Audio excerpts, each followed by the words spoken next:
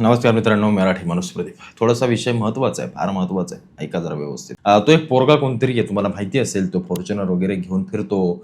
स्टंटबाजी या सगळ्या गोष्टी, काहीतरी चहाचा काय व्यावसायिक आहे तो, आणि तो ज्या पद्धतीनं बाहेर पडतोय, ज्या पद्धतीनं तरुणांमध्ये त्यानं ज्या पद्धतीनं सगळ्या गोष्टी भिनवायचा प्रयत्न केलाय. ऐका जरा आता विषय व्यवस्थित ऐका. पुढे मी काय सांगतोय ते फार महत्त्वाचं आहे. ही गोष्ट समजणं फार महत्त्वाची आहे. त्याशिवाय समजणार नाही की आपण साली मागे गाव. हे जर समजलं ना, तर मग आपण नक्की काय आहोत, आपलं वास्तविकता नक्की काय, या सगळ्या गोष्टी जेव्हा आपल्याला कळतील तेव्हा मग आपल्या पायाखालची जमीन सरकते. अरे चला, आपण कसं काय मागे राहिलो, तेव्हा मग आपल्याला कळतं. हा प्रतीक शिंदे नावाचा मुलगा, काय त्याने स्टंटबाजी केली, काय त्याची फॉर्च्युनर पलटी वगैरे झाली. मी जेव्हा माहिती घेत होतो सगळी, नक्की काय म्हटलं, नक्की प्रकरण आहे काहीतरी पलटी वगैरे झाली, मग त्याच्यावरती कुठली बाचाबाच, मग त्याला कुठं किडनॅपिंग वगैरे, मग त्या पोलिसांनी अटक केला. पण मी जेव्हा पोराला बघत होतो ना, तेव्हा त्याचे फॅन फॉलोईंग किंवा ग्रामीण खेड्यांमधले जास्त करून, म्हणजे मुंबई पुण्यासारख्या शहरामध्ये बऱ्यापैकी शिकलेली जी लोक आहेत ती नसतील याच्यामध्ये, पण ही ग्रामीण खेड्याकडची ही 10वी-12वी झालेली किंवा ग्रामीण सगळ्या विचारसरणीची असणारी पोरं, ज्यांना फोन, आयफोन किंवा रील स्टार किंवा असल्या गोष्टींमध्ये पडणारी आणि या पोरांना फॉलो करणारी लोक, जेव्हा मी पाहिलं, त्यांचा आकडा जेव्हा पाहिला, माझ्या पायाकडून जमीन सरकली की एवढ्या मोठ्या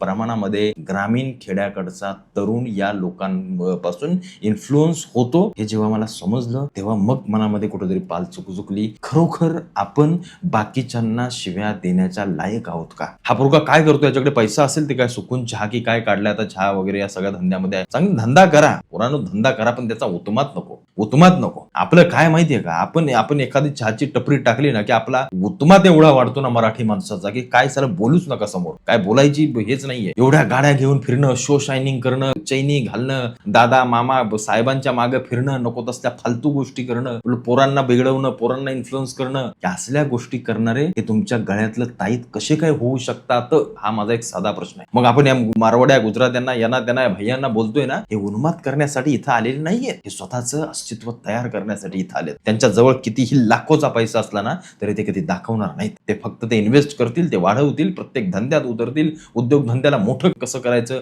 या सगळ्या गोष्टींकडे लक्ष ठेवतील, आणि असे करणारे लोकच पुढे जातात. आणि आम्ही फक्त मराठी करून या सगळ्या लोकांना शिव्या हसडत बसायच्या. मुंबई पुण्याच्या बाहेर सोडलं तर कितीतरी असे तरुण आपले बेरोजगार पडले की जे ह्या असले यांचे गळ्यातले ताईत आहेत, हे असले, तो कोणतो पोरगा येतात, त्या पद्धतीची सगळी लोक. आज तुम्ही शौर्यवाडा हॉटेल पाहिले, ती एंटिटी सगळी पाहिले, त्यांचा ग्रुप जो पाहिलाय, आपण सर्वजण पाहत असतो, त्या नाना अंडेकर काय त्यांचं आडनाव आहे, किती उत्तम प्रकारे ते सादर करतात, किती उत्तम प्रकारे ते बिझनेस करतात, बोलणं चालणं सगळ्या गोष्टी त्यांच्याकडून काहीतरी शिकण्यासारखं मिळतं. अनेक जण टीका करतात, टिप्पणी करतात, ती गोष्ट सोडून द्या, पण उत्माद कुठं केला जात नाही, उन्माद कुठं केला जात नाही. कुठपर्यंत करायचा, कुठपर्यंत काय करायचं, याची प्रत्येकाला लिमिट असली पाहिजे. तुम्ही उद्योग धंदा करताय, व्यवस्थित करा, शांतपणे करा. तुम्ही जे काही करताय ते कसं वाढेल, ते कसं पसरेल, ते तुम्हाला दिसलं पाहिजे. या असली कोण कुठल्या आणलेत आणि यांना लोक मोठी करतात हो. मला या गोष्टीचं वाईट वाटतं की आपल्या समाजामध्ये सध्याच्या घडीला चुकीचं काम करणारा माणूस लगेच मोठा होतो. हा जो पायंडा आपण समाजाने पाडून ठेवलाय ना, हा येणाऱ्या काळामध्ये आपल्या भविष्यातल्या तरुणांना धोकादायक आहे. एवढा उन्माद अदानी, अंबानी या बाकीच्या टाटा, बिर्ला यांनी किती करावा, मग मला सांगा बघू, तुम्ही किती करावा यांनी उन्माद? यांच्याकडे तर काय माया आहे यांच्या जवळ जे आहे ते आपण कधीच नाही तिथपर्यंत पोहोचू शकत. मग यांनी किती उन्माद केला पाहिजे, यांनी किती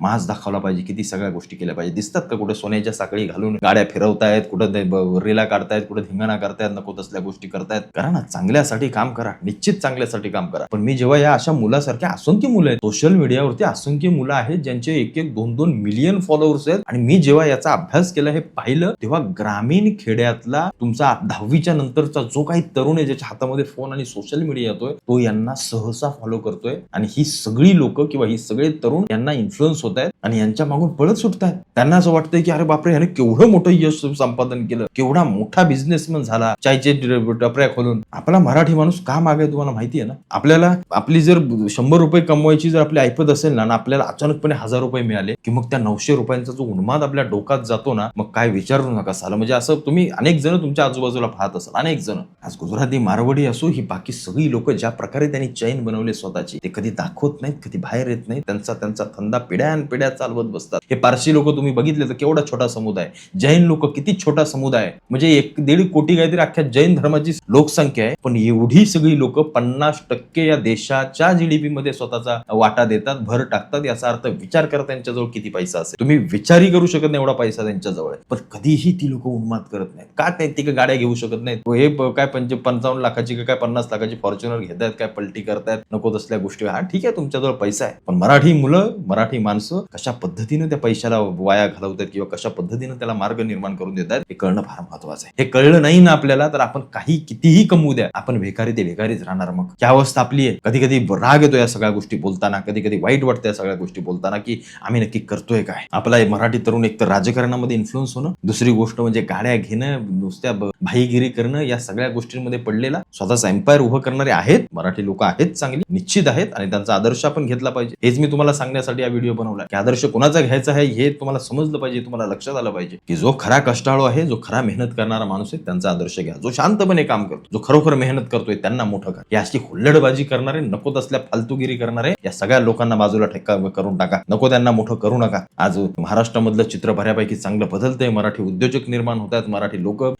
सगळ्या उद्योगधंद्यांमध्ये पडतात. आज तुम्ही पूर्वी जर तुम्ही हायवे बिवेच्या बाजून बघाल तर पंजाबवाल्यांचे ढाबे असायचे, सिंधी लोकांचे, पण आज सगळं चित्र पलटलंय. आज सगळी मराठी माणसं धंद्यामध्ये उतरली आहेत. हॉटेल इंडस्ट्रीमध्ये तर मला वाटतं बाकीचा आता कोण शिल्लक ठेवलाच नाही. तुम्ही सगळी मराठीच माणसं आहेत. चांगली गोष्ट आहे. चहाचा धंदा असो, तुमचं येवलेंपासून सुरुवात झाली चहाच्या सगळ्याची, तुम्हाला माहिती असेल. मग पंढरपूर वाला आला, हा तो सगळ्या लोकांनी मस्त छान काम केलं. या पोराचाही चायचा व्यवसाय ना चांगली गोष्ट आहे, पण उन्माद नको करू बाबा. तू किती उन्माद करतो, कशासाठी, कोण आहे रे तू? चांगलं काहीतरी पांडे पाड, चांगल्या पोरांना शिकव काहीतरी. तू चायचा धंदा टाकलास ना, दुसरा एखादा कोणीतरी तयार कर की त्याला एखाद्या धंद्यामध्ये तिथं थोडंसं त्याला गुंतव. एखाद्याला शेतीमध्ये काही इनोव्हेशन करता येते का? सगळ्या क्षेत्रांमध्ये घुसा, एकमेकांना मोठं करत पुढे चला. या गुजरात्या मारवाड्यांना नुसतं या मुंबईमध्ये येऊन या काही पोरांसारखं कानाखाली मारा, मराठीचं बोलन, हेच करण तेच कर, हे करत बसू नका. तुम्ही तुमचं अस्तित्व निर्माण करा, तुम्ही तुमची ओळख निर्माण करा. अशी ओळख निर्माण करा ना की गुजरात्यांनी मारवाड्यांनी तुमच्याकडून माल घेतला पाहिजे, अशी ओळख निर्माण करा आणि एवढं मोठं व्हा. असल्या उन्मादात आणि असल्या फालतू गोष्टीमध्ये राहू नका. तुमची जशी परिस्थिती आहे परिस्थितीच्या आवाक्यामध्ये राहा, त्या कुंपणामध्ये राहा. जशी परिस्थिती बदलेल तशी तुमचे पाळंमुळं रोवत जा. तुमचं अस्तित्व निर्माण करा. उद्योग धंद्यांमध्ये उतरताय, घडवायला शिका, क्रिएट करायला शिका, मॅन्युफॅक्चरिंग शिका. कारण तुम्ही जे बनवाल ना ते 10 जण विकत घेतील अशा पद्धतीने काहीतरी करा. चहा विका, काही करा. निश्चित उद्योग धंद्याला नाहीये, पण त्याचा उन्माद नको म्हणजे नको. एवढंच फक्त तुम्हाला सांगतो.